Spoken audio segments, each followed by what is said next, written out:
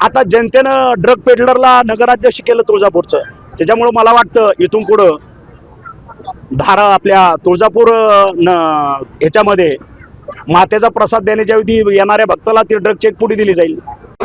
भारताची आराध्य दैवत आई तुळजाभवानी, माझ्या माता भगिनी, माझ्या लाडक्या बहिणी ह्या ठिकाणी बसलेल्या आहेत. काय पावित्र्य असतं. नवरात्रात आपण किती कडक त्या ठिकाणी भूमिका घेतो, शिवता होऊ नये, हे होऊ नये, किती काळजी घेतो.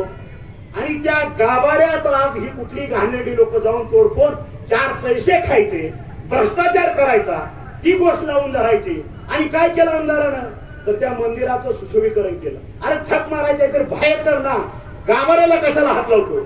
ते पवित्र राहणार आहे का? ते जे काही शक्ती आहे ती शक्तीपीठ आहे, त्या शक्तीपीठाचा आदर केला पाहिजे, तो पवित्र राखलं पाहिजे. आणि त्याला कुठेतरी ठेच लागलेली आहे. हे सर्वजण एकदा परत आत्मचिंतन करण्याची गरज आहे. हे वास्तव आहे.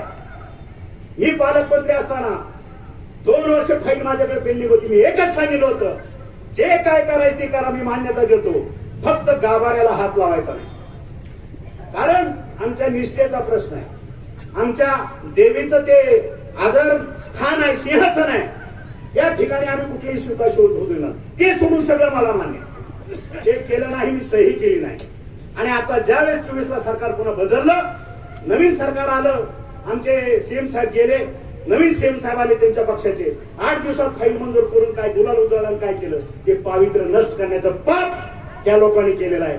त्याची फळं मी अध्यात्मातला परत एकदा सांगतो, त्याची फळं हा परमेश्वर त्यांना दिल्याशिवाय राहणार नाही. चांगली कवायत तो परमेश्वर.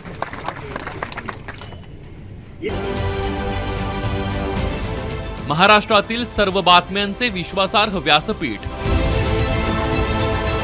सकाळच्या सर्व सोशल मीडिया प्लॅटफॉर्मला लाईक, फॉलो आणि सबस्क्राईब करा.